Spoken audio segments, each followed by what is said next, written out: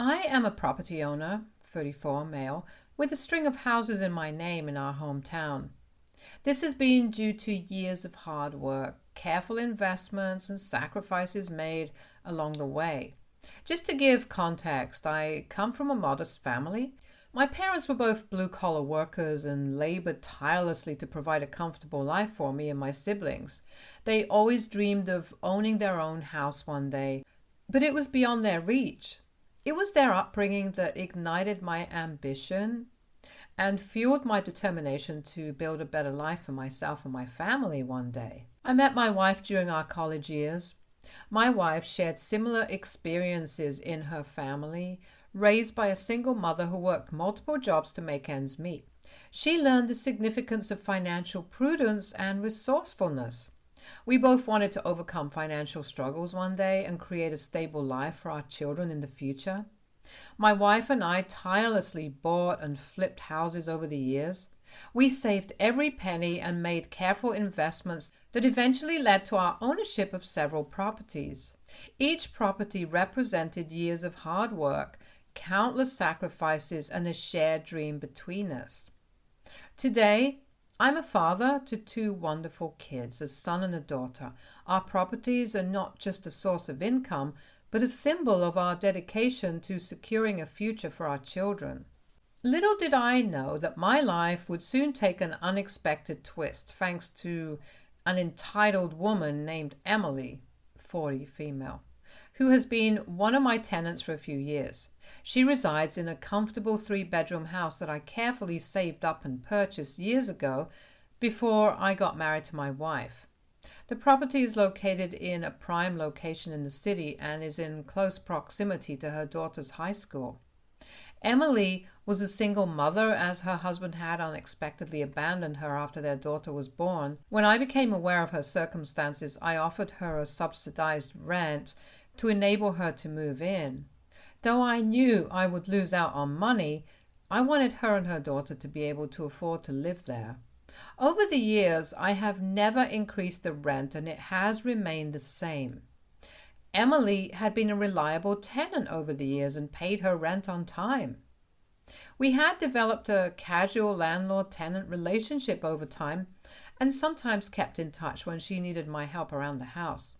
Her daughter was a high school senior and was preparing to apply for college. 3 months ago, Emily informed me that her daughter had been accepted into a prestigious out-of-state university, which was a remarkable achievement for any high school graduate. However, this university was also very expensive and unfortunately, her scholarship didn't even cover 10% of her fees. I knew the financial obstacles of higher education and had my reservations about how they would manage it. One day, Emily asked to meet me. Thinking that it had something to do with the renovation required around the house, I agreed without much hesitation. We sat down in the living room of the house where she started by saying that she really appreciated the fact that I had been generous with her when it came to rent. She continued to tell me that she really wanted her daughter Lily to attend her dream university, but after crunching the numbers, including tuition, housing, and other expenses, she realized that it was too much for her to handle alone. She had even reached out to financial aid, looked into scholarships, and had taken up a part-time job after her full-time one, but it was still not enough. I nodded my head solemnly in understanding, thinking maybe she was going to ask me if she could delay paying the rent for a month, which would have been understandable. Instead, Emily had a staggering request for me that left me dumbfounded. She asked me if I could sell the property that she was living in. I looked at her inquisitively as she continued to explain that the property I owned and had rented out to her would fetch good money, which would help her fund her daughter's college education. "Are you serious?" I responded, a mix of astonishment and disbelief. "You want me to sell my property to pay for your daughter's college tuition?" Emily's eyes pleaded with me as she insisted that it was her only hope to secure her daughter's future. She mentioned that she had already had the entire property appraised and was confident that it could cover her daughter's entire college fees. I asked her if she had lost her mind because there was no way that I was going to sell my property for her daughter to go to a high-end university. I told her that this house meant something to me and I wasn't going to sell my property just like that. Emily insisted again, telling me that I could loan the money and her daughter would pay me back once she graduated. Although I knew the importance of a college education, I was not going to accept her outrageous request. Hearing her plead made it clear that she was determined to find a way to fund her daughter's dreams, even if it meant making an outlandish proposition to a stranger. I calmly explained to Emily that the property was a significant part of my livelihood and I couldn't simply part with it. The burden of her daughter's tuition shouldn't fall on my shoulders. I told her that if she couldn't afford to send her daughter to the university, she could ask her family members for help or look into finding a more affordable option for her daughter. Despite my efforts to make her see reason, Emily continued to press the issue, asserting that I was the only one who could help and it wasn't a big deal to sell my property and give her the money. I realized that this was going nowhere. I left the property after asking Emily to not approach me regarding this ever again. I requested her to realize how outrageous she sounded and that she should find another way. I thought she would realize her mistake eventually. But over the next few weeks, Emily didn't give up. As Emily's daughter was inching closer to her college journey, the situation was becoming increasingly more and more unbearable. Emily, despite my denial, kept pleading with me every day to sell my property as soon as I could and even stop paying her rent in protest. Our once amicable relationship had soured. The tension between us grew as Emily remained steadfast in her belief that the property I owned was the solution to her financial woes. She was convinced that my refusal was selfish and that it was putting her daughter's future in jeopardy. On the other hand, I was losing out on money when she refused to pay her rent in protest. I warned her that I would take this to court because we had an ironclad agreement, but she refused to comply and it became increasingly clear that her demands had no end. The turning point came when Emily started involving others in our dispute. She started to approach her friends and the neighbors around my property, painting me as an unsympathetic landlord who refused to help a young girl realize her dreams. She told them that I was very wealthy, but I refused to help her out by loaning her the money. Given her status as a single mother who struggled to make ends meet, her story garnered sympathy from those she confided in. To amplify her cause, Emily took to social media and wrote a Facebook post, placing the blame for her daughter's inability to attend college squarely on my shoulders. Soon, the rumors started to circulate in our neighborhood. People sympathized with her plight and assumed that I was indeed in a position to help, but was knowingly not helping. I couldn't help but feel like an outsider in my own community. My wife finally decided to reach out to Emily to address the escalating conflict. With the tension in the neighborhood mounting, she felt that direct communication might be a path towards resolution. Emily, however, wasn't in the mood for a calm discussion. She immediately launched into a tirade about how I, as the landlord, had the means to sell the property which she believed was the only way to secure her daughter's future. Despite my wife's earnest attempts to reason, Emily's conviction remained unshaken. She asserted that we had the means to fund her daughter's college education and that we were being selfish. The conversation continued in a repetitive loop, with Emily repeatedly pushing my wife to convince me to agree to her demands. Her post, which had painted me as an unsympathetic and wealthy landlord who was refusing to help a young girl achieve her dreams, had a noticeable impact on the neighbors and the local community. Some neighbors who had previously been on friendly terms with us started to view us with skepticism. They began to believe that I indeed had the means to alleviate her daughter's financial burdens, but that I was knowingly refusing to do so out of selfishness. Others who were aware of my upbringing, hard work, and the reality of my situation shared my perspective and were just as appalled by Emily's audacious demand for me to foot the bill. They reminded me that I needed to protect my property and maintain the hard-earned legacy I had built. The community became more and more divided every day, with some sympathy being directed towards Emily. Despite the mounting pressure, I stood my ground, resolute in my decision to protect my property. I had invested years of hard work and sacrifice to secure it, and it was not something I was going to part with simply. Meanwhile, Emily continued to fuel the flames, accusing me of lacking empathy and exploiting living in my property rent-free.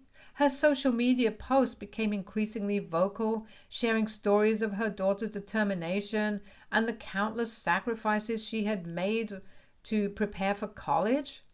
As a result, the debate escalated from a private disagreement to a public discourse. The weight of the allegations started affecting my family also. My kids began to experience bullying at school, with their classmates parroting the false claims they had heard from social media about me. It was heartbreaking to witness the distress this situation caused them. It was then I decided that it was time to take action. I had kept quiet, thinking that Emily would eventually stop, but now that my children were being affected, it was time to set the record straight and defend my integrity. I reached out to a lawyer who specialized in property disputes and tenant-landlord conflicts. We immediately drafted a cease and desist letter to put an end to Emily's defamatory actions and protect my standing within the community. My lawyer informed me that the cease and desist letter was the first step in our legal battle, and if Emily didn't back down, we would take it all the way to court. When Emily received the letter, she was understandably surprised. She attempted to reach out to me by phone, but I chose not to answer her calls. So she sent me a text message expressing her desire to talk to me and clear this out before things could go too far. She told me that this was all just a huge misunderstanding and that she and I could talk this out. I replied back, stating my intention to take her to court. I told her to brace herself and enjoy it because she was going to regret ever trying to mess with me. I know this is going to be an uphill fight because this woman has been relentless in insisting that I should pay for her daughter's tuition and ruining our family reputation, both in the community as well as online. My lawyer is currently preparing for the case. In case it goes to trial when she doesn't back down, outlining all the false accusations and the harm she has caused us in the last few months. When some of my relatives found out I was taking her to court, they suggested that I should give her a chance to sort out the issue, since she is a single mother and is trying to do what is best for her child. So, Reddit, am I the a-hole for refusing to sell my property to pay the entitled mother her daughter's college fees, and instead dragging her to court? Update 1. Emily has responded to our legal action with a letter of her own, filled with threats and more defamation. She has accused me of charging a high rent, despite knowing her financial situation, which, according to her, made it impossible for her to save up for her daughter's education. I can't believe how far she is going to stoop down and lie just to get what she wants. Her accusations are baseless, and it is frustrating to see her play the victim card when I had already provided her with subsidized rent. It is clear she's trying to manipulate the situation in her favor, and I am not about to let that happen. It is clear that Emily is not going to back down without a fight. My lawyer, Matthew, has assured me that we have a strong case as her accusations are baseless, but has asked me to be prepared as the legal process is going to be long and draining. I can't help but think about how this situation has escalated so quickly. It was never my intention to end up in a courtroom, especially with someone who had been a tenant on my property. But sometimes you have to stand your ground and protect what's rightfully yours. Emily might have her reasons, but I can't allow her to pressure me into selling my property. My family's future is at stake, and I am determined to see this through no matter how challenging it would be. I will update you next when the legal proceedings begin. Update 2. Since my last update, the legal proceedings have officially begun. The anticipation leading up to the court date had been excruciating, and the courtroom was charged with tension as both parties presented their arguments and evidence. Emily, flanked by her attorney, portrayed herself as a struggling mother determined to secure her daughter's future. Her attorney painted a vivid picture of financial hardships, emphasizing how my property had been the last lifeline for her daughter's dreams of attending the prestigious out-of-state university. Emily's testimony was laced with emotions, her eyes welling up with tears, as she described the sacrifices she had made as a single mother, the long hours she worked, and her unwavering commitment to her daughter's success.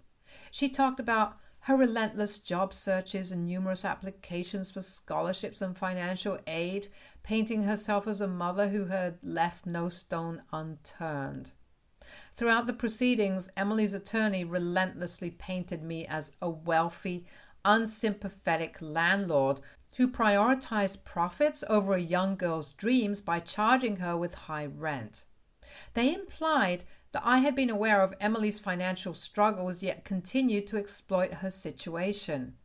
But the most astonishing twist in the story came when Emily introduced a witness who was a family friend. We were shocked when this friend claimed to have witnessed a conversation between Emily and me where I allegedly promised to sell the property to finance her daughter's college education. I sat in disbelief as this blatant falsehood was presented in the courtroom.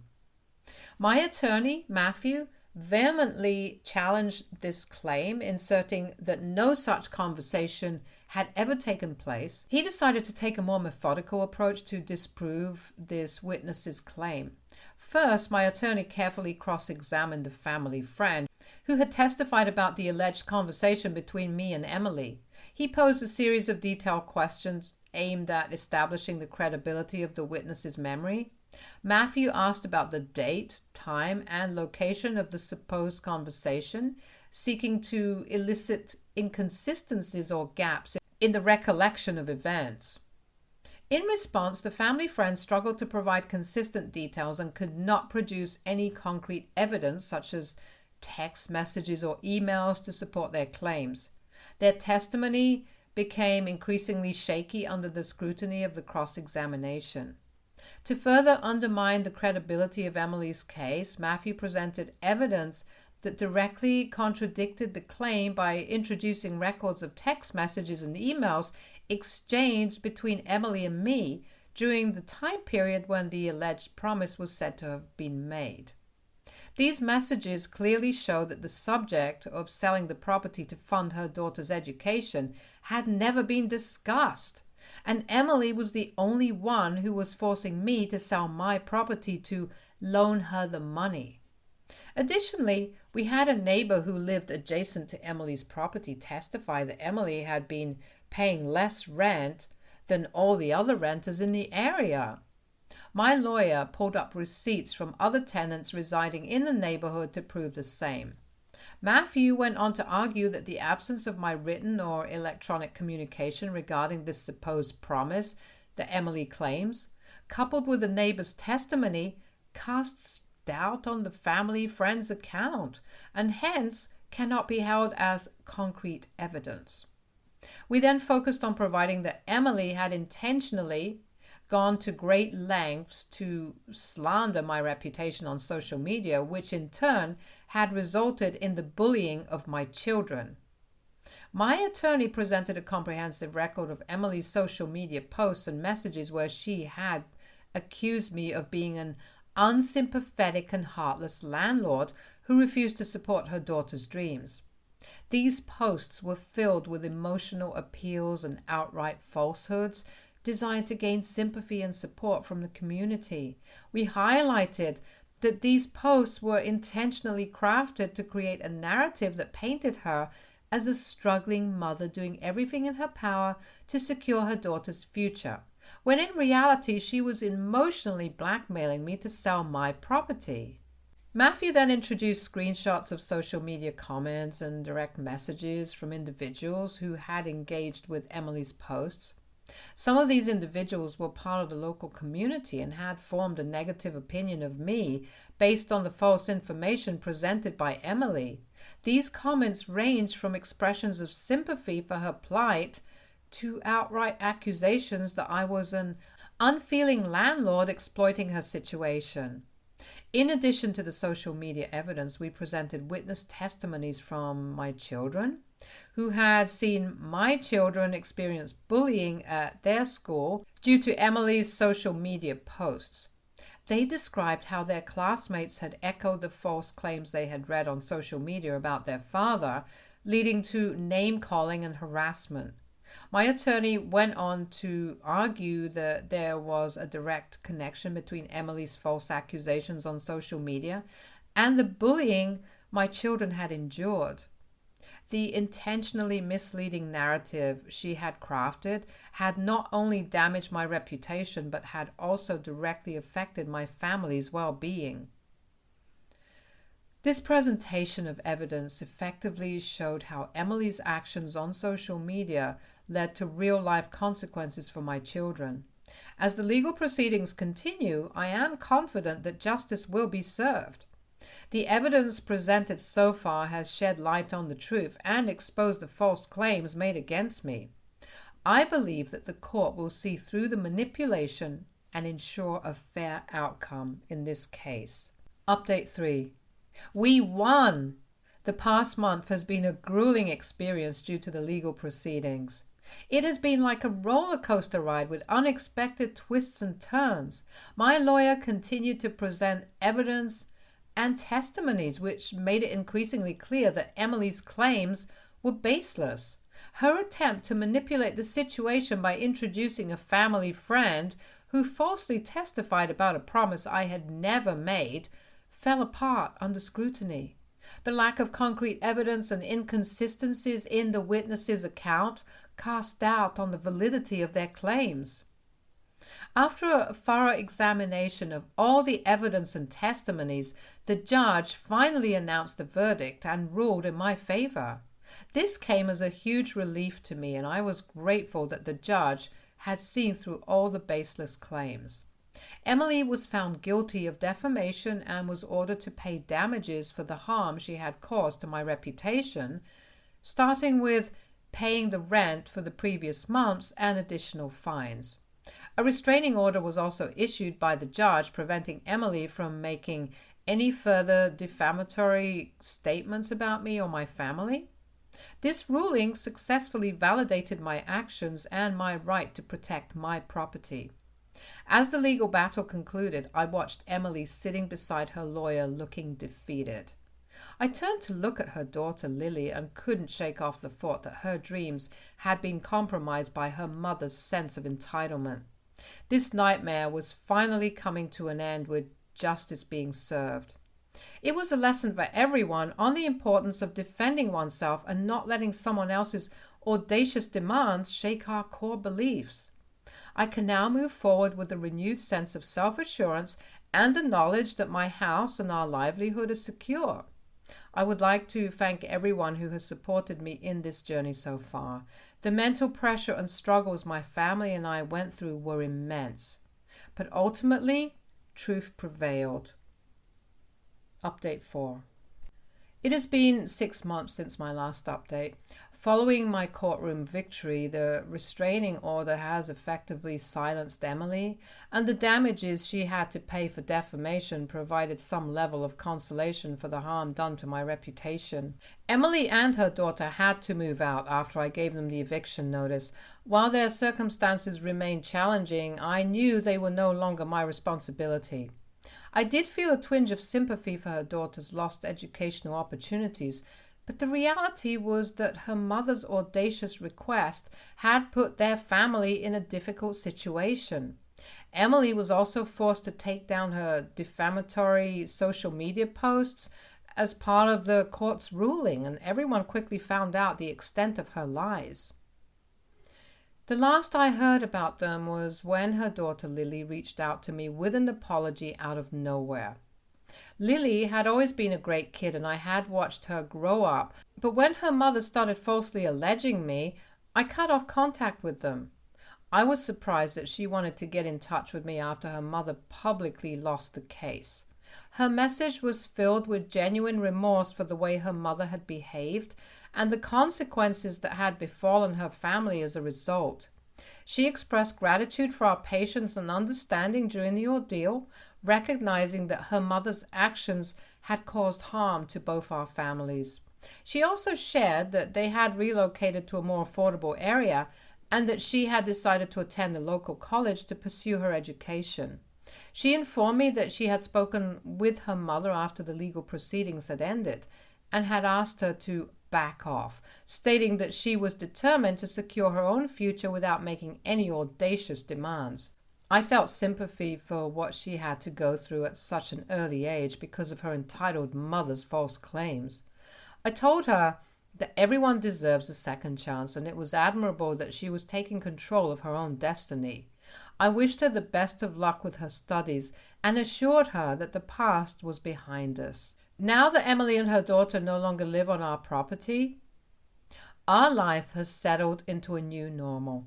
The weight of the false accusations and the bullying our children faced earlier has been lifted.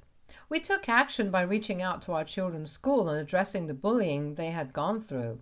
The community has since rallied around us, reaffirming our belief in the importance of standing up for the truth. Stay tuned for more stories from Our Girl Relationships.